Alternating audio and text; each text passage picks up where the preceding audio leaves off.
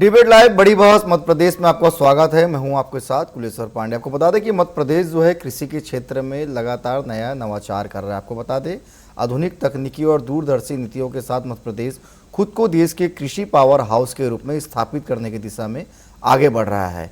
मुख्यमंत्री डॉक्टर मोहन यादव के नेतृत्व में प्रदेश सरकार ने वर्ष 2026 को कृषक कल्याण वर्ष घोषित किया है। कृषि, उद्यानिकी, पशुपालन, मत्स्य सहकारिता और नर्मदा घाटी विकास सहित कई योजनाएं स्वीकृति दी जा चुकी है। सरकार का दावा है कि किसानों की आय बढ़ेगी, सिंचाई का विस्तार होगा और आधुनिक तकनीकी के साथ खेती को लाभ का व्यवसाय बनाया जाएगा। हालांकि विपक्ष इस पर सवाल भी उठा रहा है। क्या कुछ सवाल उठा रहा है विपक्ष? सबसे पहले देखिए ये खास रिपोर्ट, उसके बाद करेंगे इस विषय पर विस्तार से चर्चा।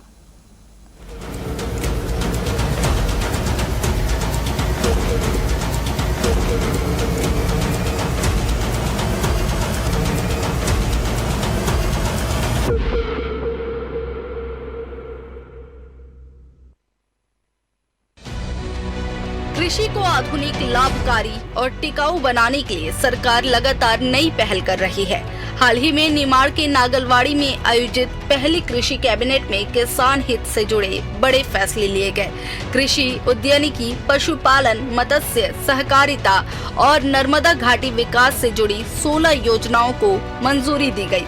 सरकार का उद्देश्य है कि परंपरागत खेती के साथ बागवानी, फलोद्यान और वैल्यू एडिशन को बढ़ावा दिया जाए ताकि किसानों की आय के नए स्रोत बन सके। निमाड़ क्षेत्र में सरदार सरोवर परियोजना से बढ़ी सिंचाई क्षमता ने भी कृषि विकास को नई गति दी है। पर जब उनने सरदार सरोवर को भी जल की राशि के लिए नर्मदा के डैम के बनने के साथ हमारे पूरे नर्मदा अंचल के अंदर सभी प्रकार की जल परियोजना पूरी हुई और ये निमाड़ का सूखा बेल्ट जहां पलायन होता था, कठिनाइयां थी, आज पूरा हरा भरा और सबसे अच्छी खेती के लिए अब ये जाना जाने लगा है। मैं बधाई देना चाहूंगा हमारे अपनी सरकार के पूर्व मुख्यमंत्री को। प्रदेश सरकार खेती को टिकाऊ बनाने के लिए जल संरक्षण और किसान सुविधा पर भी जोर दे रही है। मुख्यमंत्री डॉक्टर मोहन यादव ने जिला कलेक्टरों से संवाद कर गेहूं उपार्जन प्रक्रिया को सुचारू बनाने के निर्देश दिए हैं ताकि किसानों को भुगतान और व्यवस्थाओं में परेशानी ना हो। इसके साथ ही प्रदेश में जल गंगा संवर्धन अभियान भी शुरू किया जा रहा है। गेहूं खरीदी के लिए गेहूं के प्रोत्साहन के साथ मध्य प्रदेश का किसानों का भी और राज्य सरकार का इस भाव में आनंद है कि हम अपने किसानों के लिए जो 2585 रुपये प्रति क्विंटल भारत सरकार ने एमएसपी डिक्लेयर किया है, इस दाम को बढ़ाते हुए एमएसपी पे 40 रुपये क्विंटल राज्य सरकार अपना बोनस डिक्लेयर करके 2625 रुपये क्विंटल खरीदेगी। और ये भी उल्लेखनीय कि हमारे संकल्प पत्र में 2028 सरकार तक 2700 रुपये क्विंटल की बात है। तो उम्मीद करेंगे धीरे धीरे करके हम निश्चित रूप से आने वाले समय में इसको क्रॉस करेंगे। हालांकि इन पहलों को लेकर विपक्ष सवाल भी उठा रहा है। पीसीसी चीफ जीतू पटवारी का कहना है कि प्रदेश में किसानों की समस्याएं अभी भी खत्म नहीं हुई हैं। उन्होंने आरोप लगाया कि सोयाबीन और धान के समर्थन मूल्य से जुड़े वादे पूरे नहीं हुए और कई किसान अभी भी कर्ज के बोझ से जूझ रहे हैं। पटवारी ने कृषि बजट और विभागीय संसाधनों को लेकर भी सवाल उठाए और सरकार से जवाब मांगा है। प्रदेश के किसानों को धोखा कृषि वर्ष उन्नति में कैसे मौका मिल सकता है, उसके लिए क्या कार्य योजना है? मुख्यमंत्री ने कोई इस पर डिटेल प्लानिंग नहीं की। इसमें मैं शिवराज सिंह चौहान की तारीफ करूंगा कि वो कोई भी झूठ बोलते थे, कोई भी प्लानिंग करते थे, लोगों की, किसानों की, आम जन की आंखों में जब मिर्ची झोंकने की प्लानिंग करते थे तो पीछे कुछ बैकअप रखते थे और फिर मूर्ख बनाने में सफल हो जाते थे। उसमें भरोसे वाला मूर्ख बनाते थे, लोगों के भरोसे वाला झूठ बोलते थे। हमारा मुख्यमंत्री, आज के पहलवान मुख्यमंत्री, बिना भरोसे का झूठ बोलते हैं। जब सदन चलता है तो सदन को अटकाती है, सदन में रोड़े लगाती है, सदन में भद्दे भद्दे शब्द बोल के सदन की मर्यादा को तार तार करते हैं और जब सड़क पर आते हैं तो सदन की बातें करते हैं।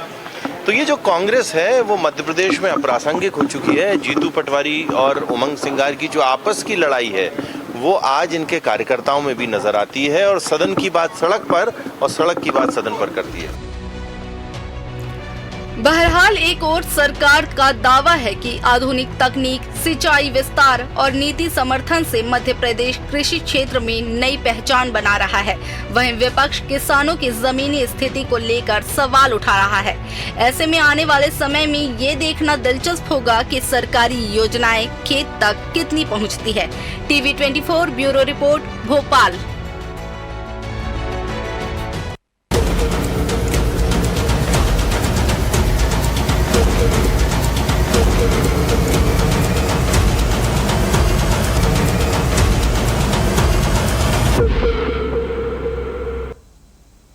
तो देखा आपने, एक और मुख्यमंत्री मोहन यादव जो है किसानों को नवाचार से जोड़ना चाहते हैं ताकि किसानों की आर्थिक स्थिति और सुधरे, तो वहीं कांग्रेस भी इन पर कई सवाल उठा रही है। तो आखिर कांग्रेस क्यों सवाल उठा रही है, क्या कुछ इसमें है, इसी पर करेंगे हम चर्चा। हमारे साथ 3 बेहद खास मेहमान जुड़ चुके हैं। डॉक्टर प्रेम व्यास जी हैं, बीजेपी के प्रवक्ता, स्वागत करता हूँ मैं उनका।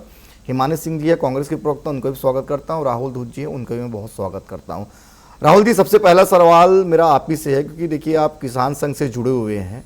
सरकार तो तमाम दावे कर रही है और नवाचार भी कर रही है ताकि किसानों की आर्थिक स्थिति जो है वो और बेहतर हो।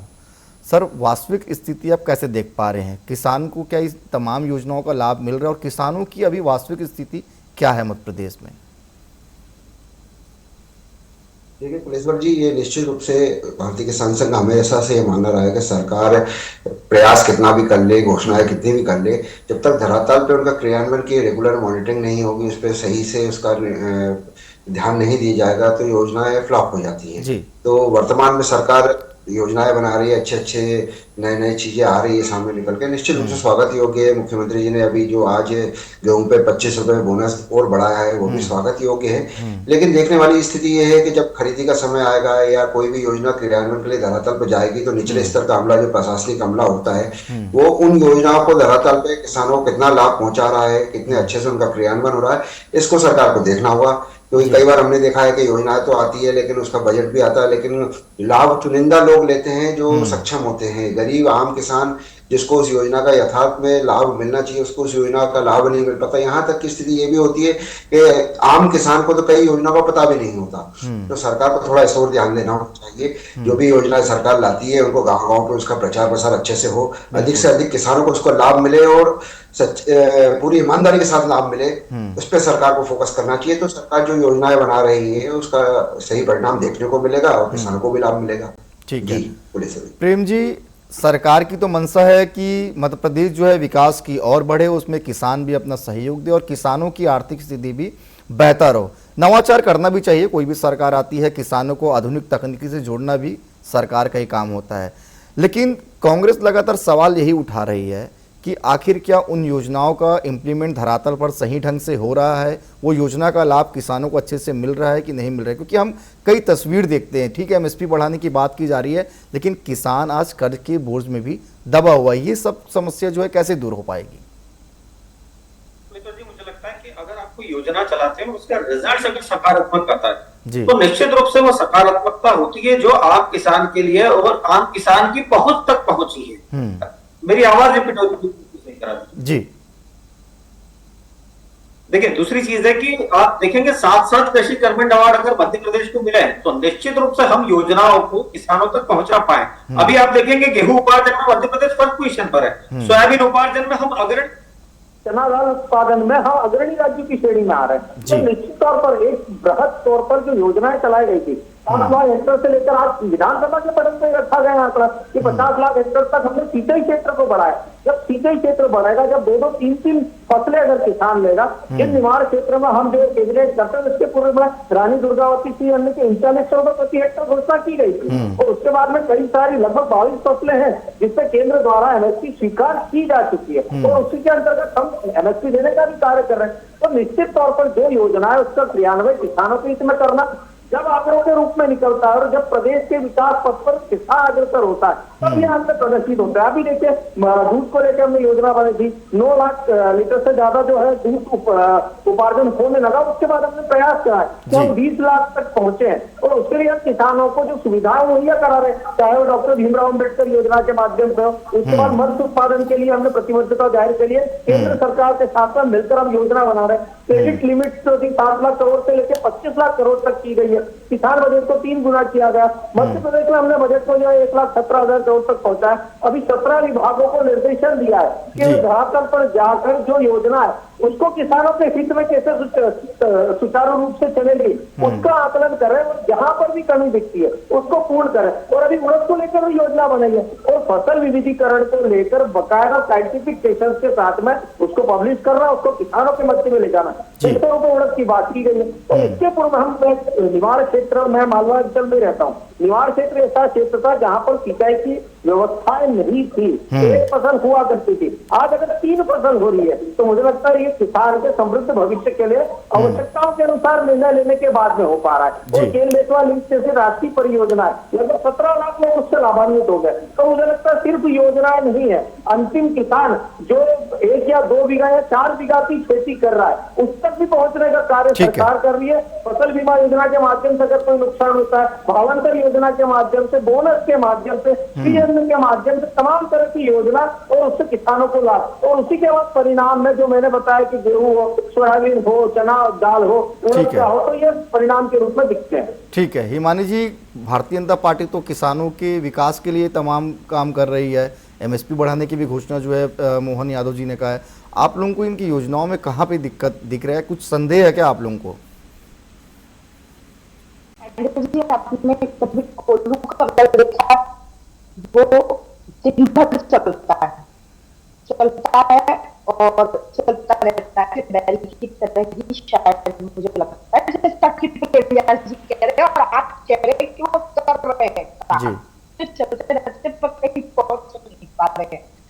जो कुछ भी व्यास जी ने कहा, मेरी भी खेती होती है पर मैं जिस तरह की बात की, मतलब 3 फसल 4 फसल मैंने कई 8 से 10 फसल उगा लेते हैं वो।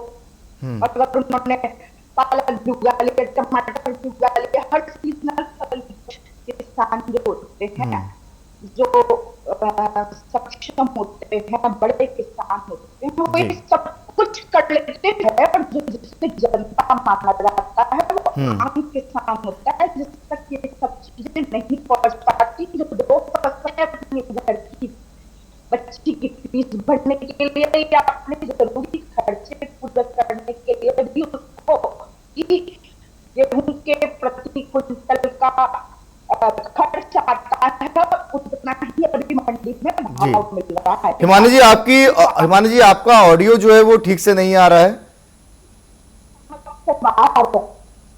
बोलने तो वो नहीं मिल पा रहा है। अगर आप जो कुछ भी कितना कुछ बोले, जो किसी चीजें action speaks louder than words, अगर वो चीजें जमीन पर होती, अगर वो आपको समझने के लिए हमें प्रेमव्यास जी को समझने में इतना मशक्कत नहीं करनी पड़ती। मुझे लगता है कि इसके पीछे सिर्फ योजनाओं की घोषणा करने से और उनकी होगा। वाकई जो राहुल जी ने बोला वो बात सही है कि आपको कोई भी चीज अगर आपको स्त्री के लिए, तो आपको उसको पूरी तरह से मॉनिटरिंग करनी पड़ेगी कि वो कहाँ तक किस तरह से पहुंच पा रही है। और प्रदेश में तक पहुंच गए। अब प्रेमव्यास जी ने बात की दूध तक पहुंच गए, वो ठीक ही रहूंगी मैं, कि उन्हें बिल्कुल समझ में नहीं आ रहा कि उज्जैन के जो लोग हैं, आम जनता, वो किस सत्ता के लोग भी दिखते हैं।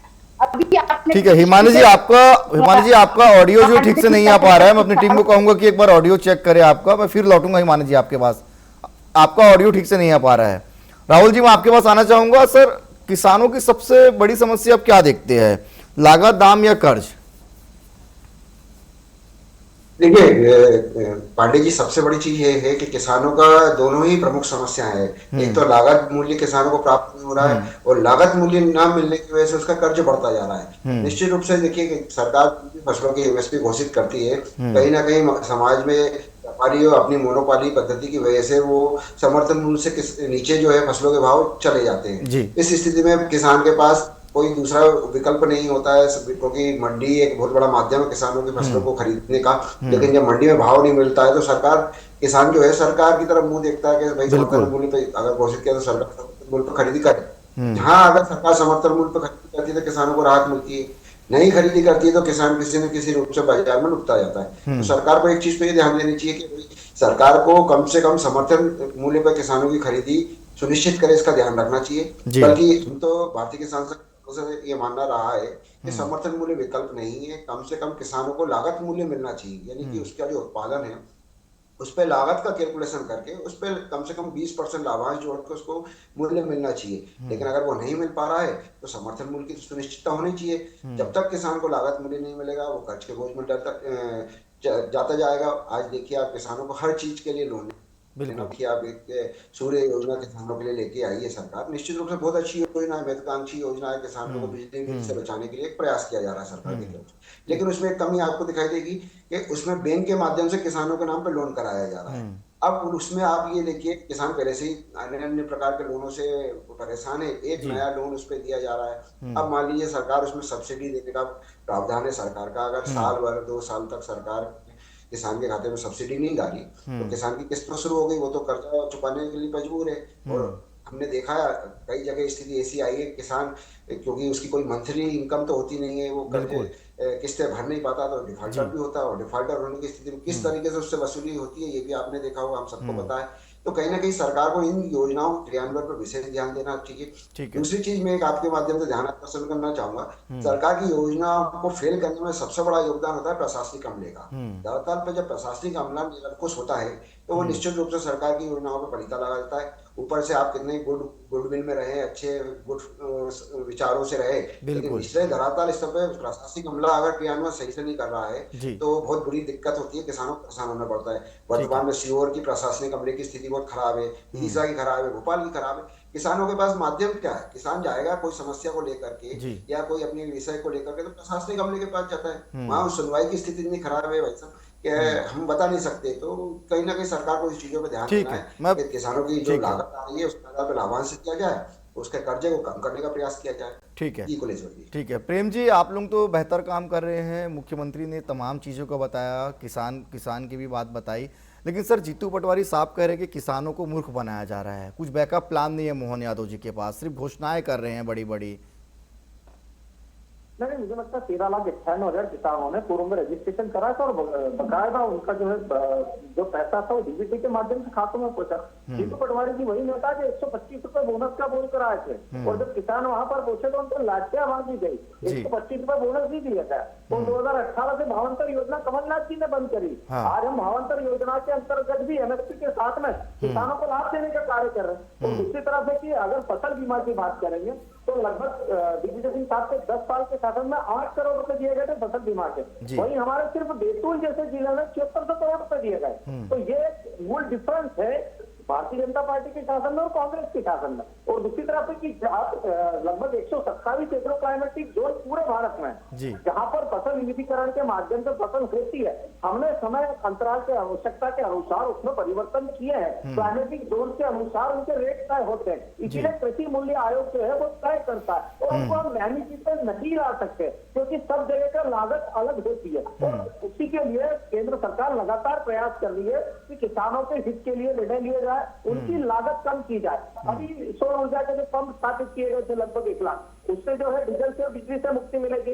अभी निर्विवाद रूप से 10 घंटे अलग फीडर के माध्यम से बिजली मिलती है। और आज ही मुख्यमंत्री जी ने घोषणा करी कि हम डे टाइम में बिजली देंगे ताकि रात में होने वाली किसी भी तरह की हानि या त्रुटि को तुरंत सुधारा जा सके। तो 10 घंटे निर्विवाद रूप से अगर बिजली चलती है तो बिल में भी फ्लक्चुएशन आते हैं। दूसरी बात है कि अगर लगभग 2 फसलें और तीसरी मध्यवर्ती फसल भी होती है तो लागत के अनुसार किसानों को फायदा होता है। तो हम तीनों स्तर पे कार्य कर रहे हैं और मुझे लगता है कि जिस तरह के कार्य आदरणीय मुख्यमंत्री जी द्वारा लगभग 2 साल में किए गए, 2 साल में 1,64,000 733 करोड़ ठीक है, रुपए के चलिए मैं विकास लौटूंगा आपके पास प्रेम जी, फिर मैं लौटूंगा। छोटा सा सवाल मैं हिमानी जी से लेता हूँ। हिमानी जी, आप अपनी बात पूरी रख लीजिए। हिमानी जी। जी, वही मैं कह रही हूँ कि प्रेम व्यास जी जो कुछ भी बातें कर रहे हैं, कुछ सवाल उठाए हैं जो हमारे राहुल भाई ने सवाल उठाए हैं, उन सभी को स्वीकार किसान को समर्पित करना चाहिए। मैं मार्च की शुरुआत में ये कहने लग जाएंगे कि सब कुछ बहुत बेहतर चल रहा है, करने की आवश्यकता क्या थी। सवाल ये उठता है, मेन बात ये उठती है कि कोई सही नहीं मिल पा रही है तो आप कुछ भी नहीं कर पा रहे हैं। अगर जो खादिशा टीवी चैनलों के माध्यम से, सोशल मीडिया के माध्यम से देखते हैं किस तरह की विसंगति है, 4-4 दिन लाइन में लगे रहते हैं। अगर आप उसको स्वीकारेंगे तो आप सुधार कर पाएंगे। अब होगी, क्योंकि अंत में हम सब यही चाहते हैं, चाहे मीडिया हो, चाहे हमारे किसान प्रमुखता से मध्य प्रदेश में अपना हिस्सेदारी करते जाए, उनको फसल के उनके सही दाम दिए जाए, और जो 2700 रुपए का देने का वादा एक निश्चित कदम बढ़ाए। 2028 के चुनाव को लेकर लाडली बनाकर मध्य प्रदेश की बेहतरी के लिए अगर उन योजनाओं का उपयोग करें तो शायद देश की अर्थव्यवस्था की